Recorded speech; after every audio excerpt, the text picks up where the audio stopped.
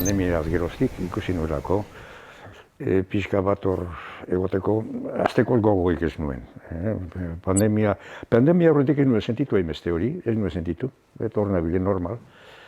Baina gero geldialdi harrekin eta bar, eta etxatu nintzenien, eta gauza askoren bueltan eta bar, berriz itzultzeko gogoik ez nuen. Baina itzuli nintzen azkenian, 2 urten buruan, eta ez esaten jakin ez nuelako. Orduan, geroztik beste 2 urte, oholtzan ibili naiz, baino ez guztua, ja nintzen lehen bezala sentitzen. Salbuespan bat edo beste bat zeuden, baino ez nintzen sentitzen eta bar. Kontua zen nintzen azkenean, gogo gutxi hortatik, hor egoteak zentzuik ez zuela, baldin eta proiektu berri batean sartzen ez banitzen. Eta orduan proiektu berri batean sartzeko gogoa behar duzu, eta ez nuen. Orduan ikusi nuen oso garbi, ja hori hoberena gelditzea zela ez. Eta behin eta hori xautu nuenian, zalantza hori, ja liberatua sentitu nintzen. Bizitza oso bat egin dut, holtzan ez. 60 urte bizitza oso bat da. Eta gero bat batean, astebeten buruan sentitzea ja hori ez dela zure tokia. Oso gauza berezia da, bitxia da, eta ze pentsatuaren baten du gauza horiek ez. Batek erabaki duenean, utzin behar dula toki hori. Ez dakit gero 10 dozena bat, ez dakit alditan, agurriten, ez dakit gauza horiek, jendearen, ez dakit egoera horiek, nik uste gainera egoera artifizialak sortzen dira horreta bar.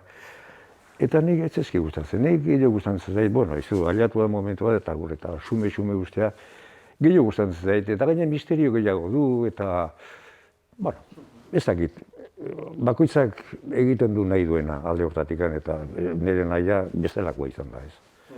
Gustatu zait eta batzuei gustatu zaie, azken kontzertua izatea, azkena zela jakin gabe.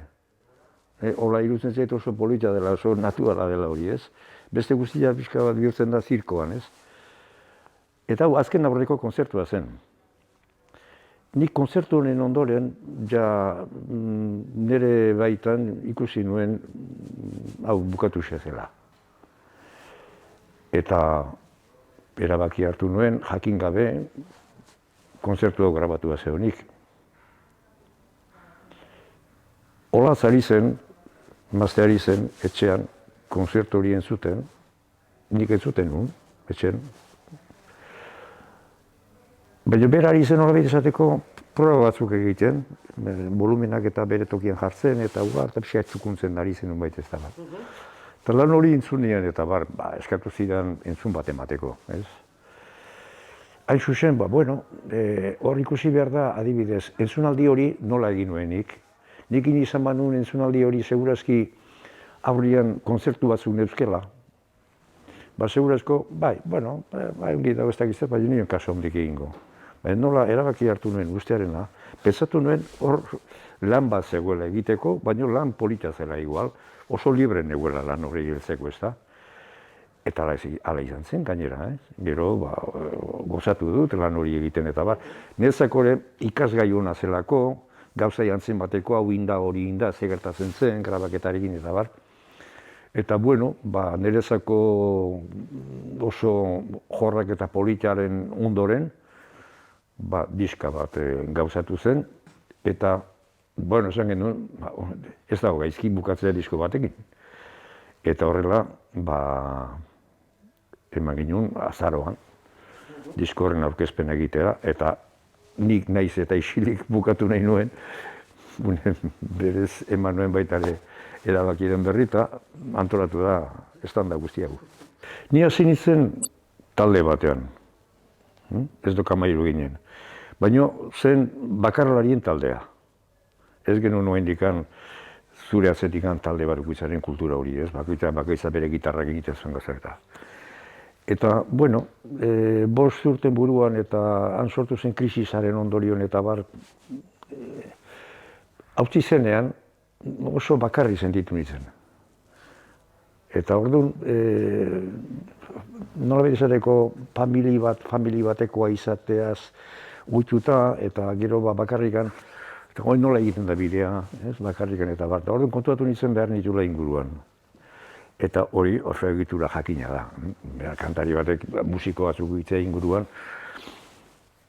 Eta hori hasi nintzen pixka talde zen eta bar. Eta gero pixkana, jo nintzen talde handitzen. Talde handitze hori zen izan baita ere nire nola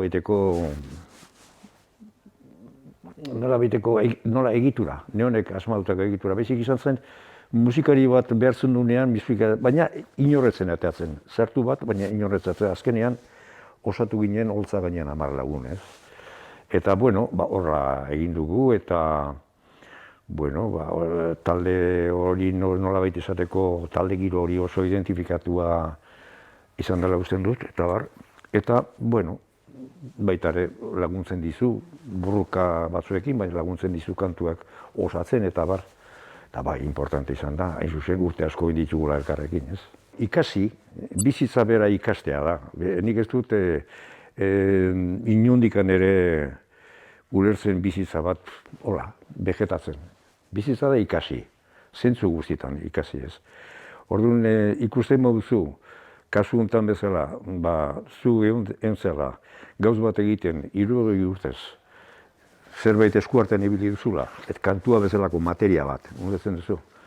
Eta gero horrek zergatikan kantuak eta musika funtzionatzen du.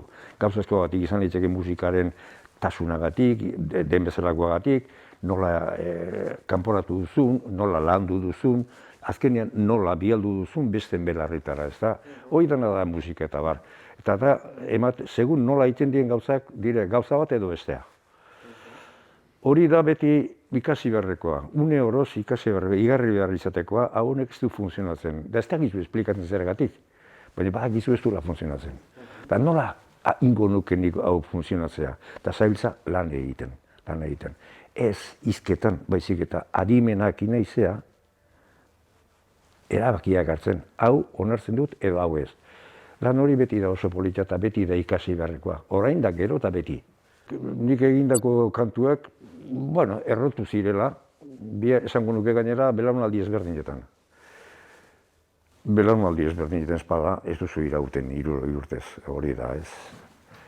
Eta, hori izan dutela, birtute hori izan dutela kantuak, hori pentsatzen dut. Ez nezake musika egin, nereti bakarrik, beste musikak kanpoan ez paleude, beste egindako musikik ez paleo. Azkenean musikarekin denok aparteide, ez da? Indi musika, nola esateko, beti biziko dut. Beti izan naiz ume-umetatik musika zalea.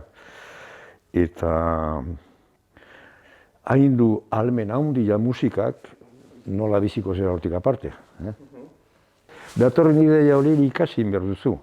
Aber, nondik handun heldulekua, nondik handun bidea egiteko modua, lagundu behar diozu, baina ez aparte delako kantua zu handik. Kantu hori zu zara, azkepinean, eta zuk lagundu behar diozu.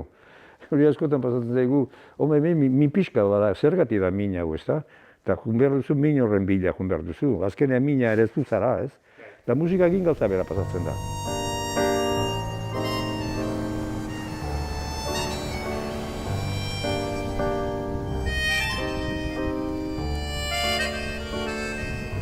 Ez da gizan bat urte diren, baina urte asko ja, kantagintzen urte asko namek izkila.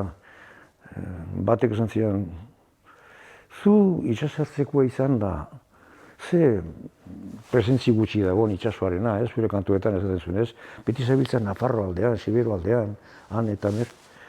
Kuriosoa da, gero kanta bat edo beste itxasoaren inguruan egin zirenean, gero aldatu zen pixka bat, eta zu beti itxasoakin zaude, zure eta beti itxasoakin identifikatzen da.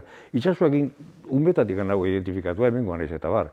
Baina, egia esanik, aurreneko nolabaiteko ateak irikiziz askida denean, kantagintzarako Suberoa eta horiek agertu ziren, eta nolabait esateko hor zauden gauz historiko horiek, hor Baizeta zela, Itzaltzu zela, Baldorba zela, Ribera zela, eta beti hortik ibili nintzen pixka bat, ez? Baina, azkenean da, egiten duzun hori nola hasi den, nola jorratu duzun, azkenean zure sorlekuara agertzen da, modu bat edo bestea ez. arraun grina daukat, esango nukenik 4 urtetik. Lau urteko badut oroitzapen bat, 4 urtean gertatu zen gauz batekin, eta hor badut pozoina nik uste sartu zitzai dela, herri hontako pozoina, ez? Eta gero, pelota zalear beti izan naiz, umetatik pelotan ibili naizelako baita ere, nire mailan, eta gero gustatu zaizkizen pelotari, eta nezako festa hona izan da beti pelota ikusteak jutea, eta txirrindulariz asko gustatu zait, baita ibiltzeko ere bai, biziketan ez da. Hain ditut, urte desentin ditut biziketan ere bai, eta orain egiten dut, baina orain egiten dut, arrabolan egiten dut, baina orain egiten dut biziketan eta bar. Gustatzen zait asko, gorputzak sentitzen duena, gauza horiek egiten gustatzen zait. Horre loturi badu, ez dakit loturi badu, bai, gauza guzti dute lotura eta bar, baina nik musika beste modu batea, musika da nire azkenean lanbidea da, eta lanbidearekin nahiko aparteko toki bat egiten du beste gauzakin, afizioekin, hori noren lehen lanbide bat, profesionala izan da, eta horrekin baten dizu nolabait erantzukizunare gizarte mailan eta hori dela. Horrein ikusten du pixka bat alegia, gure nolabaiteko, herri honen nolabaiteko arazo politikoak eta burruka garaiak eta hori denak, ematen du Frankokin, urduntzen garaia, eta ura hilezkioz ja ez dagoela ja arrazoilik politika egiteko eta bar. Hor sortzen da klase politiko bat, giro horrei lotuta. Eta gero, herriak ja ez du politika egin behar, eta horako gauzak entzuten direzta. Astutzen zaigu gizakia jaio denetikan, ente politikoa dela. Da familia bat, gero tribu bat, gero herri bat, gero nazio bat, gero estado bat izatea zen da, eta guzti hortan sortzen diren gauzak, hizkuntza barne, gure kultura, gure izateko modua, gure espresatzeko modua, guzti horitanak, ez baldin badago egia esan klase politiko bat pedagogia egokia egingo duena, ez baldin badago, jendea ja juten da ahatzen bezala, ez? Kolore ahatzen juten da eta bar. Menperakuntzan, klase guztietako menperakuntzan, behin ez dago libertaderik. Behin eta libertade beti asoziatzen da demokraziaekin. Demokrazia eta menperakuntza ez dikoaz behin ere. Gaua eta eguna, une berean behin ere ez daude. O dago gaua edo dago eguna. Beti menperatzaile kasuntan imperialismoak, asimilatu egiten ditugu. Asimilatu egiten ditugu gauzak, haren kultura asimilatu egiten dugu. Beraz, errekuperatu egiten gaituzte. Haik gu. Hori pasatzen da beti, indarren relazioen araberan beti, baiteke multzo batek bestea, bere ganatu egiten du, eta bere kulturakin kutsatzen du. Beraz, errekuperatu egiten du. Ja ez dago esairik honendako. Eta guk ez dakigu ja bere resistentzia jartzen. Ulertzen duzu. Gure gauzekin, gure herriarekin da, gure herriaren emaitzakin da, euskera barne eta hori denak, agintzen ez badugu, gauza guztik ihes egingo digute.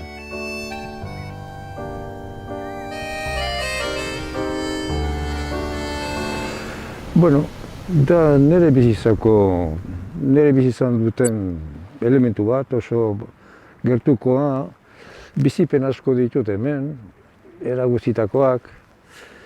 Horko barra ez zen oain bezala lehen garai batean, oso bortitza zen. Eta hor gizon asko galtzen zen, marina asko galdu ziren hor.